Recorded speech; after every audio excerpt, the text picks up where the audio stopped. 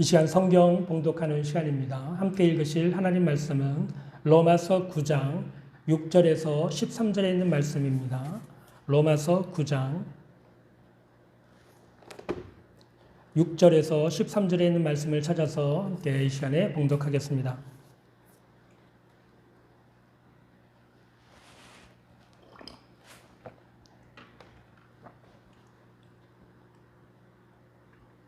제가 봉독해 드리겠습니다. 그러나 하나님의 말씀이 패하여 진 것 같지 않도다. 이스라엘에게서 난 그들이 다 이스라엘이 아니요 또한 아브라함의 씨가 다 그의 자녀가 아니라 오직 이삭으로부터 난 자라야 내 씨라 불리리라 하셨으니 곧 육신의 자녀가 하나님의 자녀가 아니요 오직 약속의 자녀가 씨로 여기심을 받느니라. 약속의 말씀은 이것이니 명년 이때에 내가 이르리니 사라에게 아들이 있으리라 하심이라. 그뿐 아니라 또한 리브가가 우리 조상 이삭 한 사람으로 말미암아 임신하였는데 그 자식들이 아직 나지도 아니하고 무슨 선이나 악을 행하지 아니한 때에 택하심을 따라 되는 하나님의 뜻이 행위로 말미암지 않고 오직 부르시는 이로 말미암아 서게 하려 하사 리브가에게 이르시되 큰 자가 어린 자를 섬기리라 하셨나니 기록된 바 내가 야곱은 사랑하고 에서는 미워하였다 하심과 같으니라. 아멘. 하나님의 말씀은 영원히 변치 않는 진리의 말씀입니다. 과거 로마 제국이 세상을 지배했을 때 모든 도로가 로마를 통과하였고 모든 나라의 법이 로마의 법의 지배를 받았습니다. 그래서 사람들이 로마 제국이 영원할 것이라고 생각했어요. 그러나 로마 제국은 역사 속으로 사라져 버렸습니다. 우리나라 일제 시대에도 사람들은 일본 제국이 중국과의 전쟁에서 승리하고 또 미국과 맞붙어서 싸우는 모습을 보면서 일본이 강대한 나라고 영원한 제국이라고 생각을 했습니다. 그러나 일본 제국도 미국 앞에 굴복을 하고 말았습니다. 또한 한때 공산주의가 등장했을 때 많은 사람들이 공산주의가 세상을 바꾸고 영원히 모두가 평등한 세상이 될 것이라고 생각을 했어요. 그러나 공산주의도 역사 속으로 사라져버리고 말았습니다. 그러나 우리가 인류의 역사를 생각해 볼 때 기원 전이나 기원 후 변하지 않는 것이 한 가지 있다는 사실을 발견할 수 있어요. 그것은 바로 하나님의 말씀입니다. 하나님의 말씀은 과거에도 현재에도 앞으로도 변하지 않고 없어지지 않으며 반드시 그대로 다 이루어지는 절대 불변의 진리의 말씀입니다. 예수께서는 천지가 없어질지언정 내 말은 없어지지 않는다고 말씀하셨어요. 세상 사람들은 영적으로 다 석영이기 때문에 이 말씀을, 진리의 말씀을 알지 못합니다.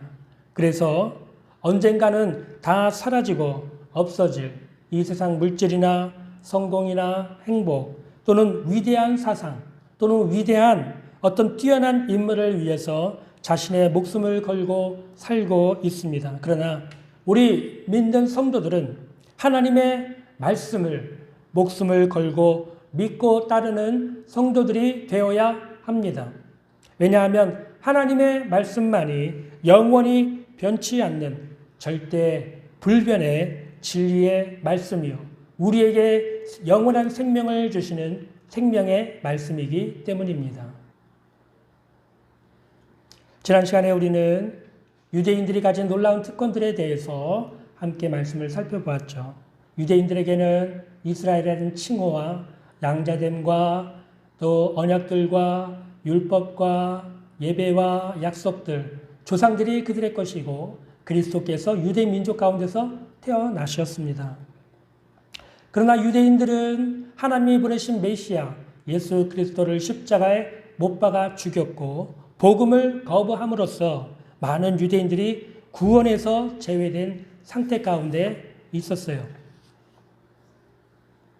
이런 이유 때문에 유대인들의 입장에서는 바울의 이신칭의 복음을 듣고 나서 반론을 제기할 수 있는 부분이 있었습니다. 이런 것이죠. 만약 사도 바울 당신의 이신칭의 복음에 대한 설명이 진리라고 한다면 유대인들의 경우에 있어서 하나님의 말씀이나 하나님의 목적이 폐하여진 것은 아니냐. 이런 반론을 제기할 수 있는 것이죠.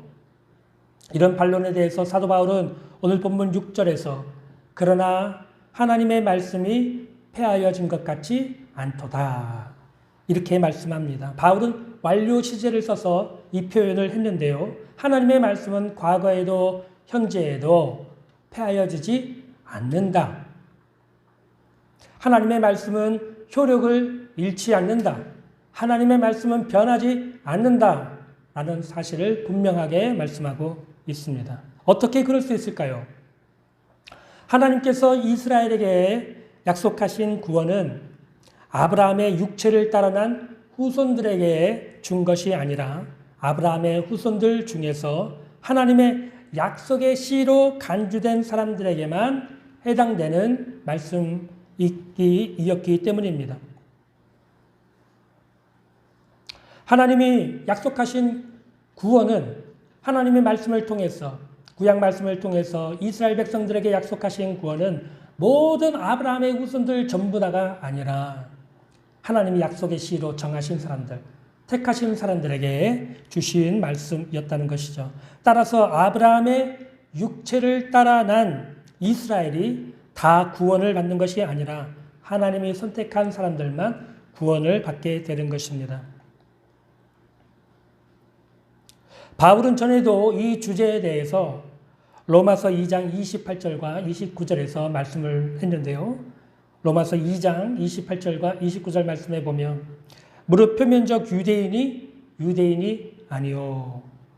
표면적 육신의 할례가 아니라 오직 이면적 유대인이며 할례는 마음의 할지니라고 말씀했습니다.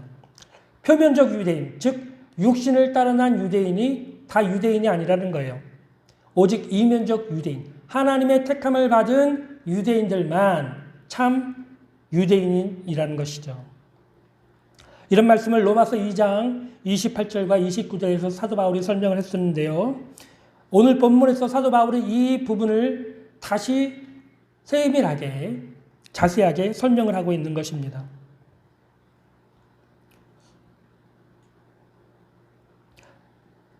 사도 바울은 오늘 본문에서 유대인들이 존경하는 그들의 조상들을 들어서 이 진리를 설명해 주고 있어요. 유대인들의 조상 이삭의 경우가 바로 이러한 경우에 해당합니다. 오늘 본문 7절에서 9절 말씀을 함께 보겠습니다. 또한 아브라함의 씨가 다 그의 자녀가 아니라 오직 이삭으로부터 난 자라야 내 씨라 불리리라 하셨으니 곧 육신의 자녀가 하나님의 자녀가 아니요 오직 약속의 자녀가 씨로 여기심을 받느니라. 약속의 말씀은 이것이니 명년 이때에 내가 이르리니 사라에게 아들이 있으리라 하심이라. 바울은 유대인들의 믿음의 조상 아브라함과 이삭의 이야기를 통해서 아브라함의 자녀가 다 하나님의 자녀, 약속의 자녀가 아니라 하나님의 택하심을 받은 자만, 하나님의 약속의 말씀을 받은 자만이 하나님의 씨로 여기심을 받는다라는 진리를 설명하고 있어요. 사도 바울은 본문에서 구약에 있는 두 말씀을 인용해서 이러한 설명을 하고 있는데요. 창세기 18장 10절과 창세기 21장 12절 말씀을 인용을 하였습니다. 이 말씀들에 보면 하나님이 말씀하신 씨는 이삭으로부터 나는 자들이라는 거예요. 그런데 여러분 창세기를 보면 아브라함의 자녀는 아들 이삭만 있는 것이 아니었습니다. 이삭 이전에 아브라함은 사라의 여종 하갈을 통해서 이스마엘이라는 아들을 낳았어요. 근데 하나님께서는 이스마엘을 아브라함의 씨로 인정해 주지 않으셨습니다.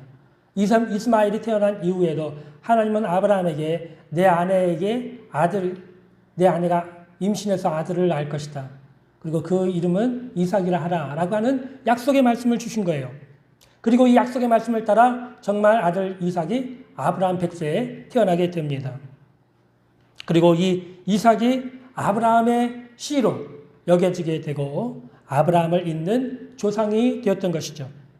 그러나 여러분 성경에 보면 아브라함은 그 이후에도 창세기 25장에 보면 그두라라고 하는 한 여인을 아내로 맞아서 6명의 아들을 더 낳게 됩니다. 그래서 총 아브라함의 아들들은 8명이에요.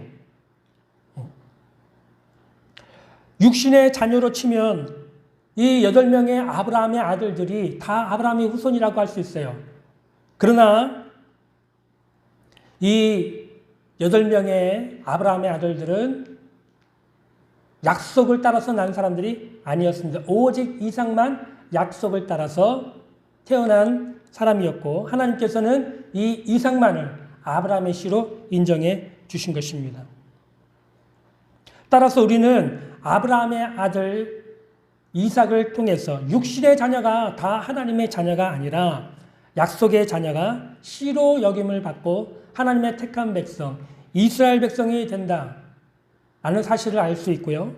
이는 하나님의 택하심을 따라 주신 말씀이 그대로 성취된 사건이라는 사실을 알 수 있습니다. 바울은 이 진리를 한층 더 명확한 설명을 해주기 위해서 이삭에 대한 설명을 한 이후에 야곱과 에서에 대한 설명을 더 언급하고 있어요. 오늘 본문 10절과 13절입니다. 오늘 본문 10절에서 13절 말씀이에요. 그뿐 아니라 또한 리브가가 우리 조상 이삭 한 사람으로 말미암아 임신하였는데 그 자식들이 아직 나지도 아니하고 무슨 선이나 악을 행하지 아니한 때에 택하심을 따라 되는 하나님의 뜻이 행위로 말미암지 않고 오직 부르시는 이로 말미암아 서게 하려 하사 리브가에게 이르시되 큰 자가 어린 자를 섬기리라 하셨나니 기록된 바 내가 야곱은 사랑하고 에서는 미워하였다 하심과 같으니라. 앞에서 우리는 아브라함의 8 아들들 중에서 오직 이삭 한 사람만 약속의 자녀로 하나님 아브라함의 씨로 여김을 받았다는 사실을 살펴보았어요. 그런데 반대자들은 또 이 일에 대해서 반대 의견을 제시할 수 있습니다. 왜냐하면 이런 거죠. 아브라함에게는 진짜 아내는 사레 한 사람뿐이지 않았느냐. 아브라함의 아내가 사라였으니까 다른 아들들은 어차피 진짜 아내의 자녀들이 아니다. 그래서 아브라함의 아내 사라에게서 태어난 이삭만 아브라함의 자손으로 인정이 된 것이다. 이렇게 주장할 수 있다는 것이죠. 이런 반론을 제기할 수 있는 거예요. 그래서 바울은 그렇다면 한 배에서 태어난 자녀라면 자녀의 경우에는 어떻게 되는 것인지 사도 바울은 한 번 더 명확하게 이 진리에 대해서 설명을 해주고 있는 거예요. 이삭의 아내는 리브가였죠. 리브가가 이삭에게 아들을 낳을 때에 쌍둥이 에서와 야곱 형제를 낳게 됩니다. 이들은 한 어머니 배에서 태어났고 거의 같은 날 같은 시각에 태어났어요. 그렇다면 이들의 경우는 어떻습니까? 한 어머니 배에서 태어났으니 그들이 다 하나님의 백성이 되었고 약속의 씨가 되었습니까? 아니죠. 이삭의 아들 에서와 야곱이 같은 어머니에게서 같은 날 태어났지만 하나님의 약속의 씨로 인정해 주신 것은 야곱 한 사람뿐이었습니다. 이처럼 같은 어머니 배에서 태어난 아들이라도 야곱은 선택을 받아 하나님의 씨로 또 이스라엘은 칭호를 얻게 되었지만 에서는 버림을 받았습니다.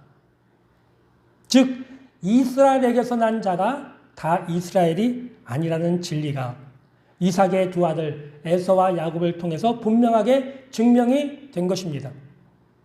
바울은 이 사실을 더 확실하게 하기 위해서 구약에서 두 구절의 말씀을 인용했는데요. 창세기 25장 23절과 말라기 1장 2절의 말씀입니다.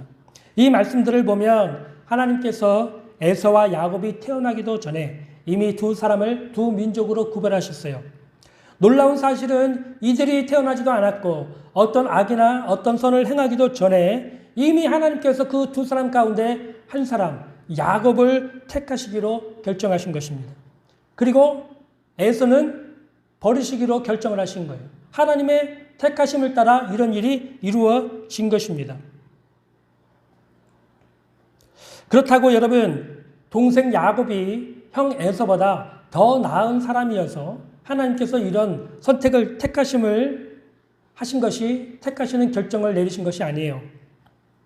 구약 성경에 보면 야곱은 에서보다 더 나은 사람이라고 절대로 말할 수 없는 사람이었습니다.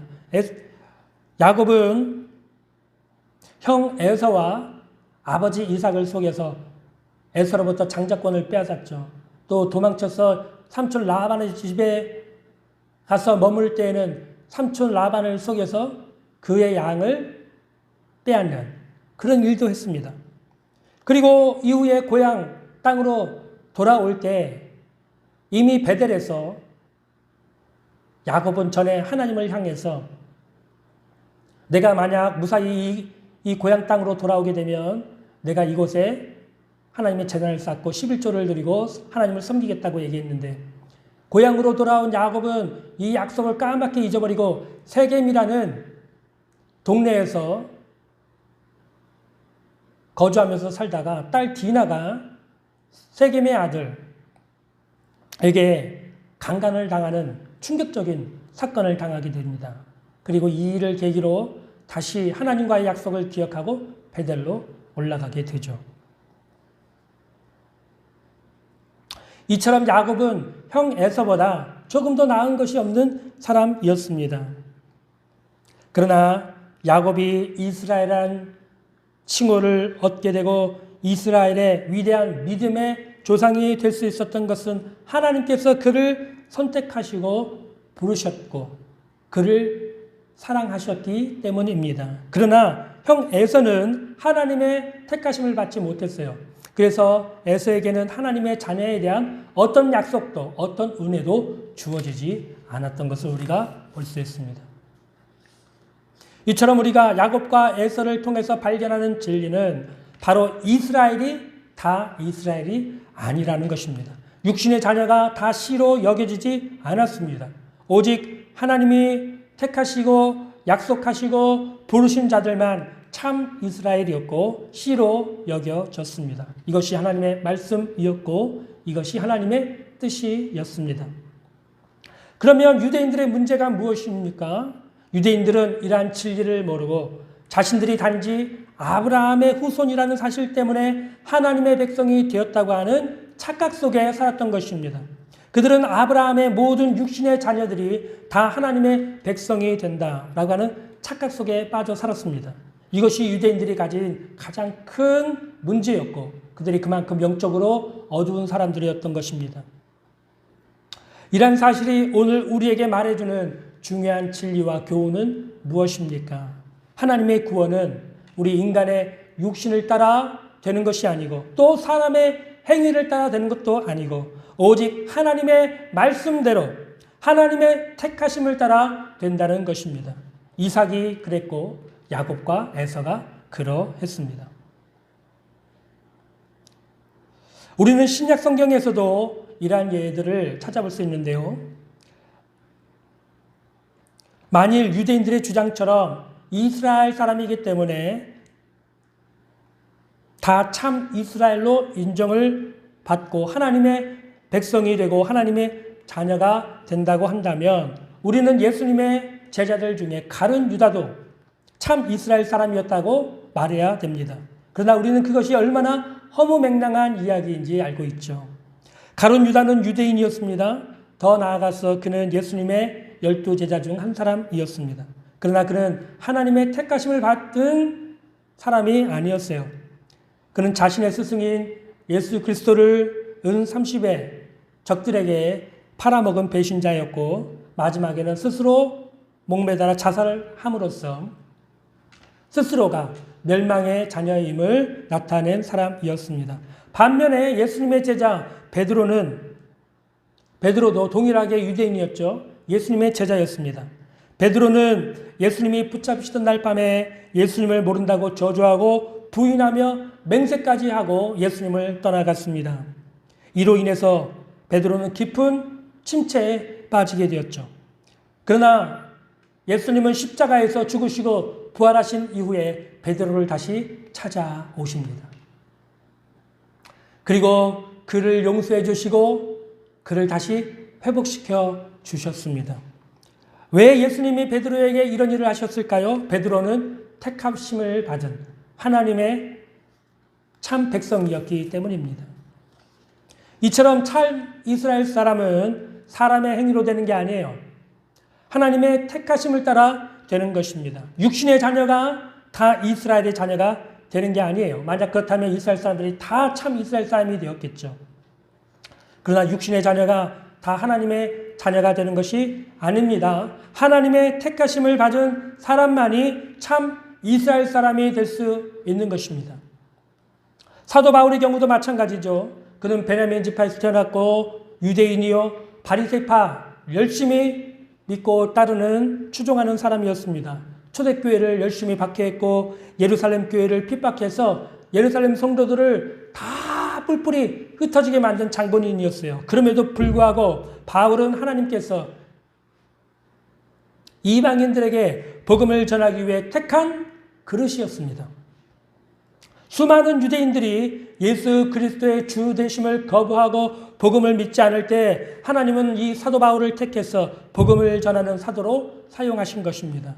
이러한 사실을 깨달은 바울은 다음과 같은 고백을 했어요. 고린도전서 15장 10절입니다.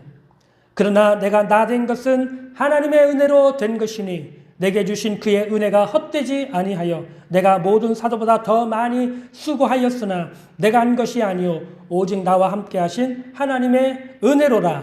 또한 로마서 1장 1절 말씀에 보면 예수 그리스도의 종 바울은 사도로 부르심을 받아 하나님의 복음을 위하여 택정함을 입었다고 말씀하고 있는 것입니다.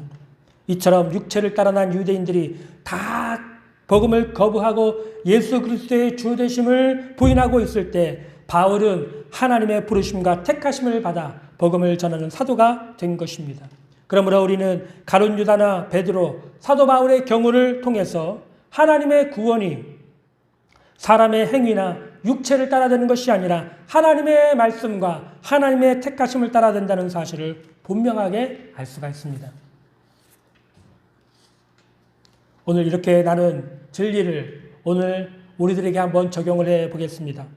하나님의 말씀이 오늘 우리 시대에는 심각한 도전을 받고 있습니다. 우리는 하나님의 말씀을 절대 진리로 받아들이기를 거부하고 있는 포스트 모더니즘 시대에 살고 있어요. 과거에는 성경이 하나님의 말씀이요 진리라는 사실을 아무도 부인하거나 의심하지 않고 믿었습니다. 그러나 공산주의의 등장, 진화론이 등장하면서 하나님의 말씀에 대한 심각한 도전이 있었고요. 자유주의 신학과 과학기술의 발달 그리고 현대인의 철학이 된 포스트 모더니즘은 하나님의 말씀은 더 이상 절대 진리가 아니라고 하는 사상을 현대인들에게 각인시켜 놓는 그런 일들이 되고 말았습니다. 그래서 오늘날 현대인들은 절대 진리가 있다는 사실을 믿지 않아요.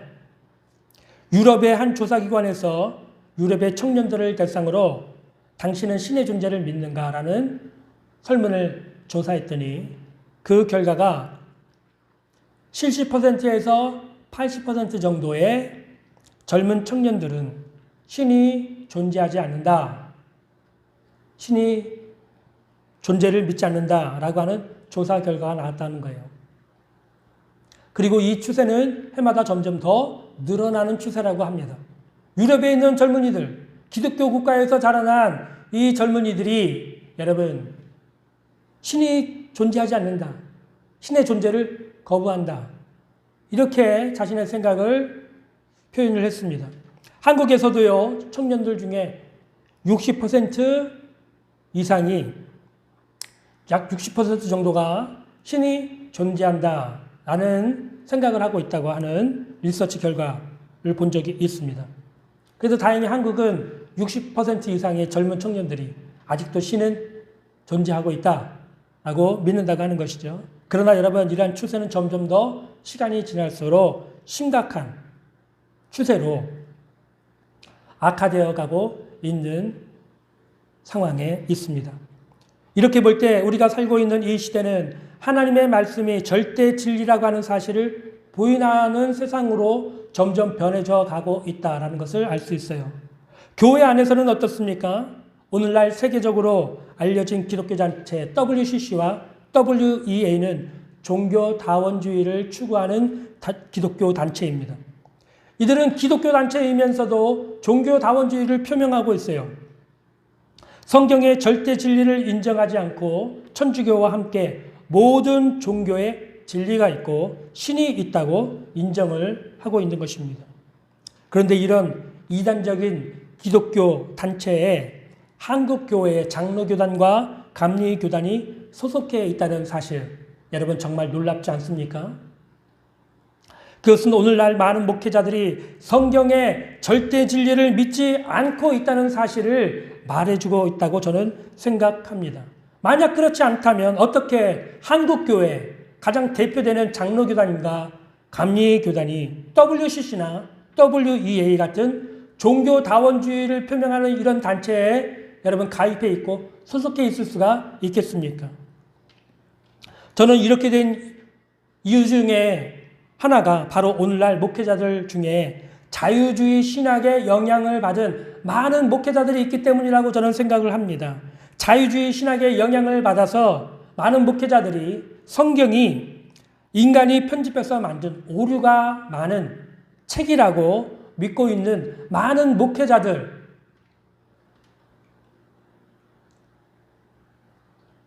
이 오늘날 지금 이 교회 현장에서 목회를 하고 있는 거예요.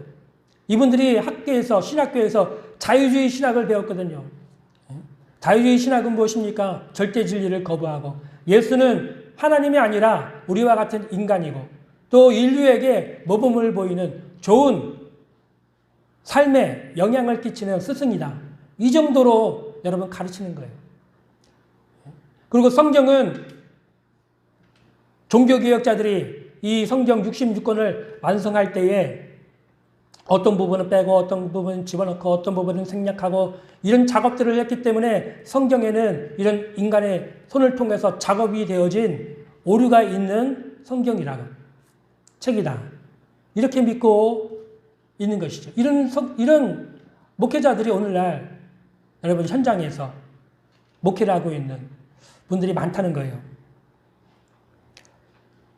제가 처음 목회자 과정을 밟았을 때에 저의 신앙을 점검하시는 목사님들 중에 한 분에게 제 신앙 점검을 받게 되었는데 그분이 저에게 두 가지 질문을 하셨습니다. 첫 번째 질문은 당신은 이 성경이 성령에 의해서 영감된 책이라고 믿습니까? 라고 저에게 물으셨어요. 그래서 제가 예, 저는 믿습니다.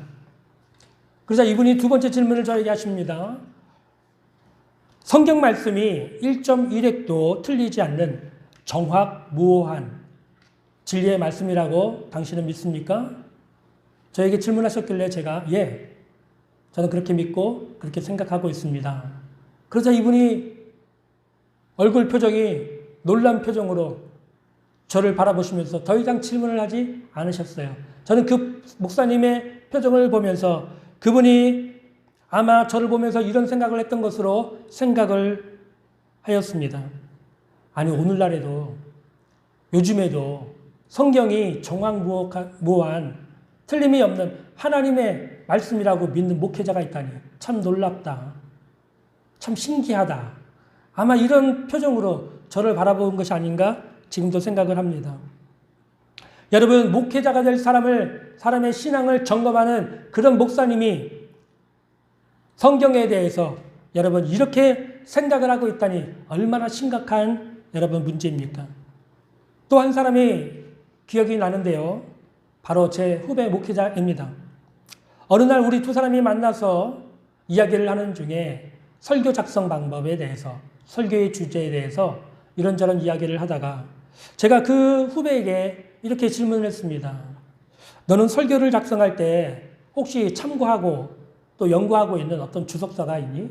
너는 좋은 주석서 라고 생각하는 추천할 만한 어떤 책이 있니? 라고 제가 물어봤어요. 그랬더니 이 후배가 대뜸 저에게 말하기를, 선배님, 저는 주석서 보지 않습니다.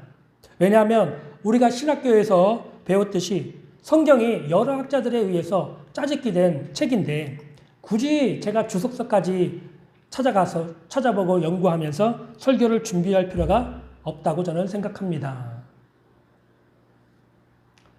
제가 이 후배 목사의 말을 듣고 그때 당시 얼마나 큰 충격을 받았는지 모르겠습니다.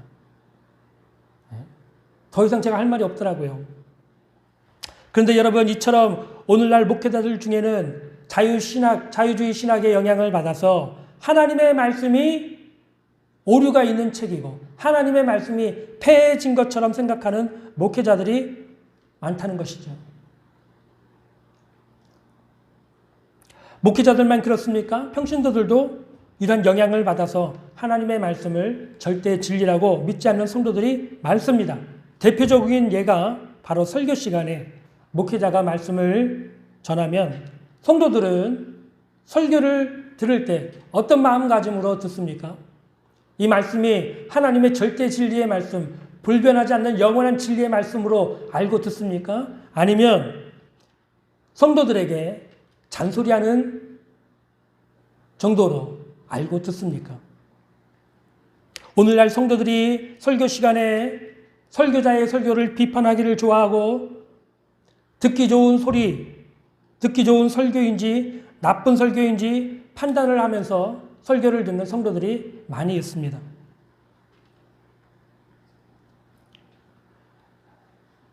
이런 모습이 바로 하나님의 말씀을 절대 진리라고 믿지 않는 마음과 생각에서 나오는 태도들이에요.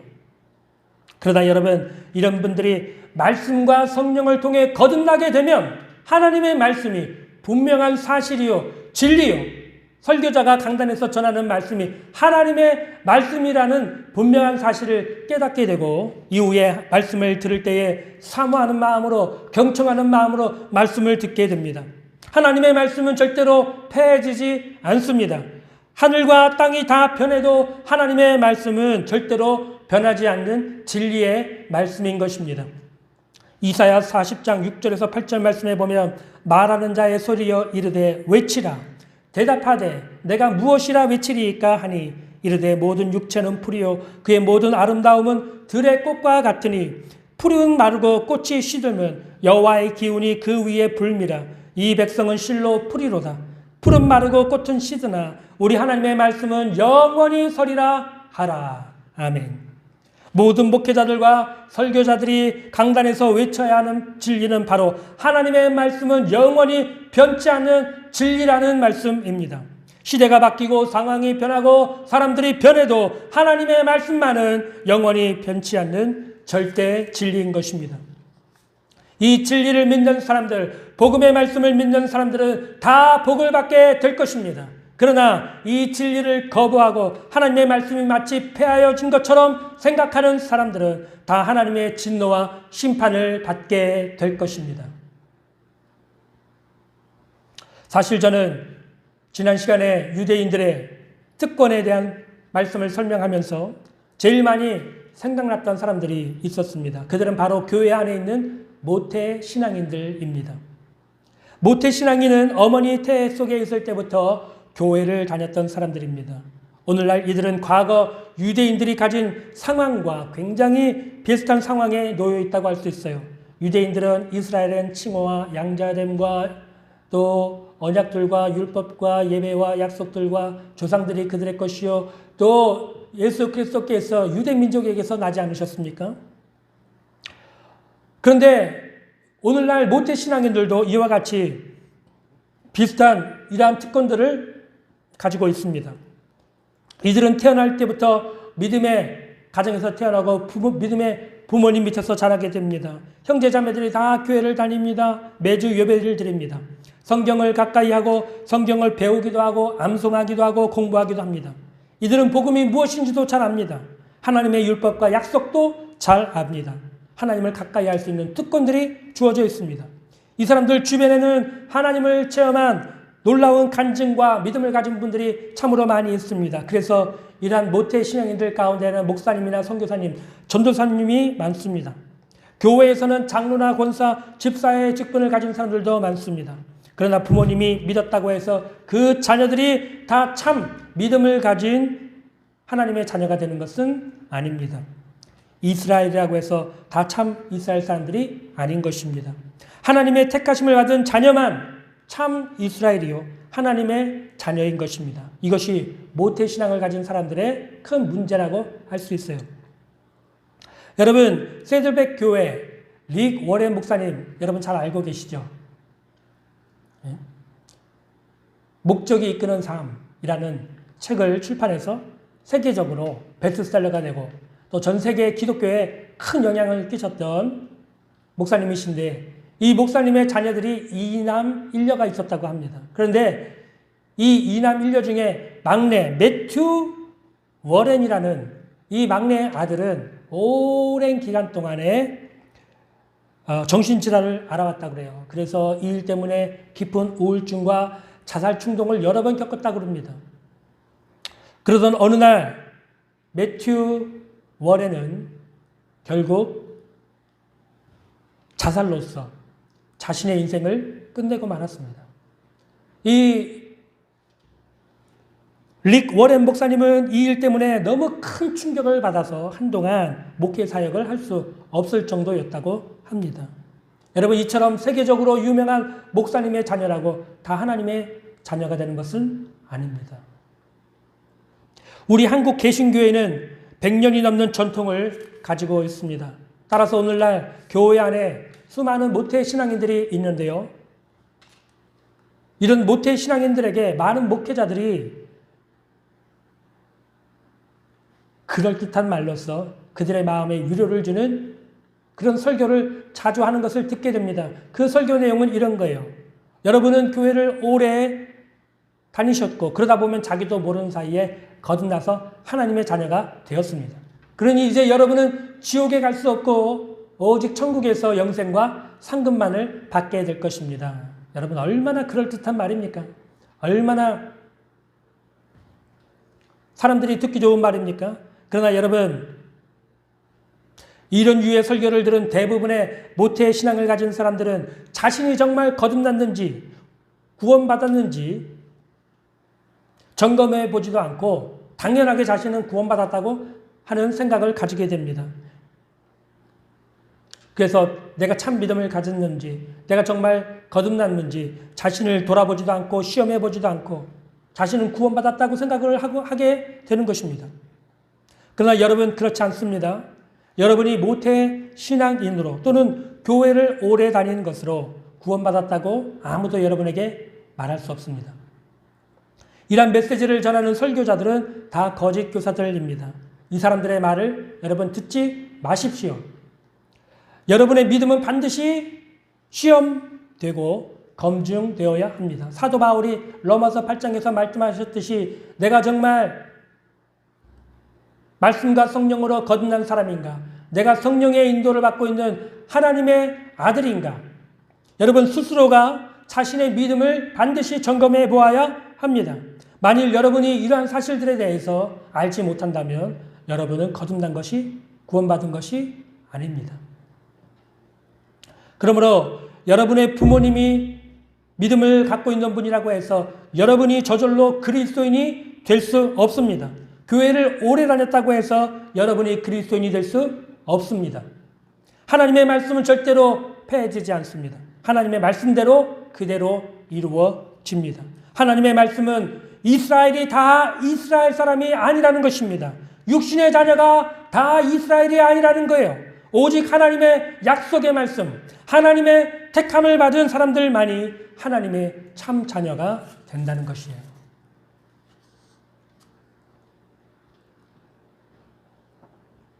과거에 하나님은 어떤 일을 하셨습니까? 지금 현재 하나님은 어떤 일을 하고 계실까요? 하나님은 과거에도 오늘날에도 앞으로도 동일한 일을 행하고 계십니다. 그것은 성경에 기록된 말씀입니다.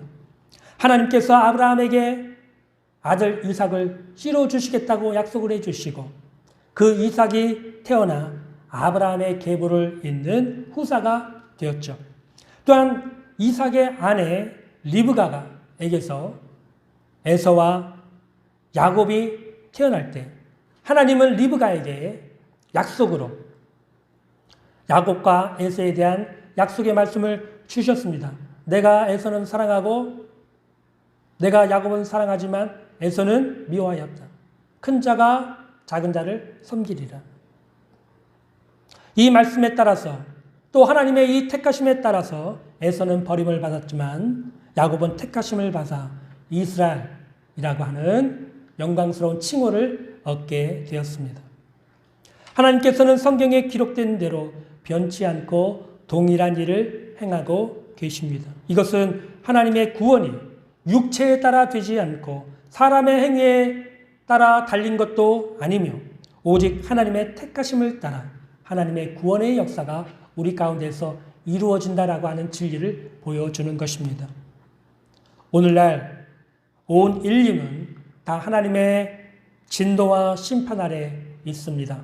그들 중에서 하나님의 목적과 택하심을 따라 하나님께서는 몇몇 사람들을 선택하십니다. 하나님은 그들을 복음과 성령의 감동을 통해서 예수 그리스도의 복음을 믿게 하시고 예수의 피로 그들의 모든 죄를 사해 주시고 의롭다고 해 주십니다. 성령께서 그들 안에 함께 계십니다. 그들을 교회로 인도하시고 그리스도의 몸을 세우며 섬기게 하십니다. 그리스도께서는 그들의 머리가 되시고 그들은 그리스도의 몸이 됩니다. 성령께서 오셔서 친히 그들의 삶을 인도해 주시며 예수 그리스도를 닮은 새로운 인류로 만들어 가시는 것입니다. 이것은 육체를 따라가는 것이 아니요 사람의 행위를 따라가는 것도 아닙니다. 하나님의 택하심과 뜻을 따라 되는 일입니다. 여러분 모두 이와 같은 하나님의 놀라운 구원의 역사를 깨닫게 되시기를 간절히 바랍니다. 그래서 여러분 모두 하나님의 능력과 은혜와 사랑에 대한 찬양과 영광을 돌리실 수 있는 여러분 되시기를 주님의 이름으로 간절히 축복합니다. 기도하겠습니다.